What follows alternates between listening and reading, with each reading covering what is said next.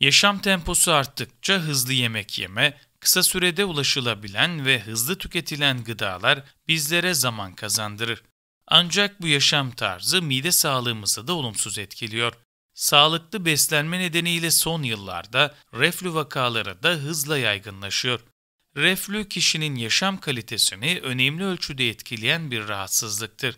Doğru şekilde beslenerek ve yaşam tarzında yapılacak bazı değişikliklerle mide içeriğinin yemek borusuna geri gelmesi ve sebep olduğu yanma hissi olarak bilinen reflü engellenebilir.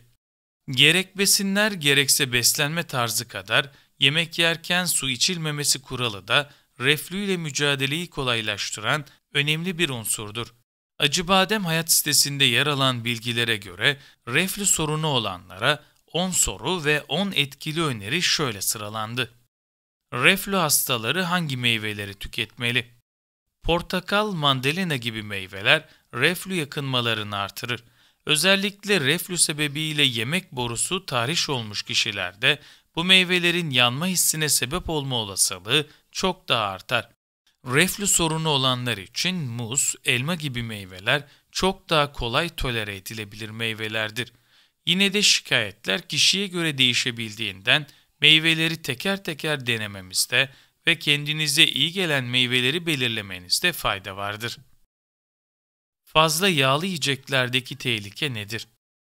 Yağların mideyi terk etme süresi çok uzun olduğundan fazla yağlı yiyecekler reflü şikayetlerini artırır. Ayrıca bu yiyecekler tüketildiğinde sindirim için mide çok daha fazla asit salgıladığından pişirme yöntemi olarak da kızartma yerine daha az yağ kullanılan ızgara, fırınlama ya da haşlama yöntemleri tercih edilmelidir. Tam yağlı süt ürünlerinin yağ kısmı da benzer etkilere yol açabileceğinden tam yağlı süt ürünleri yerine daha az yağlı olanları tercih edin. Reflünüz varsa yumurtayı nasıl tüketmeniz gerekir? Yumurta sarısı yemek borusunun mideye açılan kapağının gevşemesine yol açan kolesistokinin hormonunun salgılanmasına neden olur. Böylece mide içeriğinin yemek borusuna geri kaçması kolaylaşarak reflü şikayetlerini artırır. Bu nedenle yumurta tüketilecekse sarısının değil, beyazının tüketilmesinde fayda vardır. Yemek sonrası uzanmak neden riskli? Yemek yedikten sonra uzanmak ya da yatmak yerine dik pozisyonda durmaya özen gösterin. Aksi halde yer çekiminin de etkisiyle mide içeriğinin yemek borusuna geri kaçma riski artar. Bu da şikayetleri artırır. Acı lezzetli gelebilir ama yanma riskini artırır. Baharatlı yiyecekler reflü nedeniyle tahriş olan yemek borusundaki acıma ve yanma hissini artırır. Yapılan çalışmalar özellikle acı kırmızı biberde bulunan kapsaisin adlı maddenin tüketiminden sonra reflüdeki yanma, acıma hissini artırdığını gösteriyor. Az ama sık yemek neden öneriliyor? Tek seferde yüksek hacimli yemek midede oluşturacağı basınçla kişide reflü şikayetlerini artırır.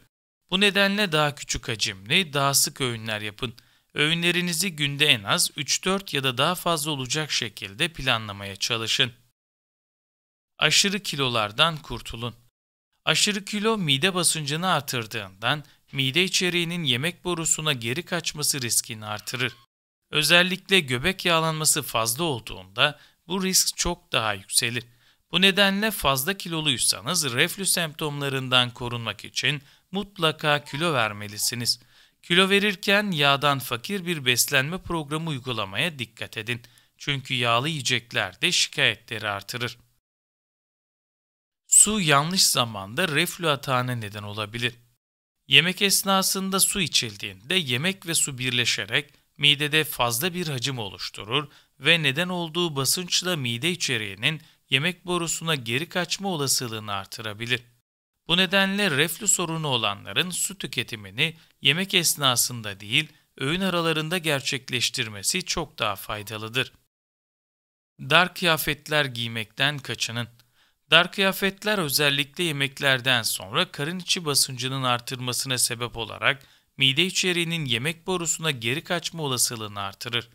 Bu nedenle özellikle karın bölgesini sıkan dar kıyafetlerden veya kemerlerden kaçının. Alkol neden reflüyü tetikler? Alkol mide asidini artırabildiğinden ve yemek borusundan mideye açılan sfinkterin kasılma gücünü azaltabileceğinden mide asidinin yemek borusuna kaçması ve yanma hissine neden olma olasılığı artar. Peki reflü hastalığı nedir? Reflü hastalığı asit, safra ve mukustan oluşan mide salgılarının yemek borusu veya ağza kadar yer değiştirmesidir. Reflü hastalığı ağza kadar gelen acı tat ve yiyecek hissiyle kendini göstermektedir. Atipik reflü ise yemek borusunun iç tarafında gelişen, ödem sonrasında boğazda bir yumru hissine neden olabilir. Yine aynı şekilde iritasyon sonrası meydana gelen spazma bağlı olarak göğüs ağrısı gibi şikayetlere neden olabilir. Özellikle göğüs ağrısı sebebiyle kalp hastalıklarıyla da karıştırılabilir.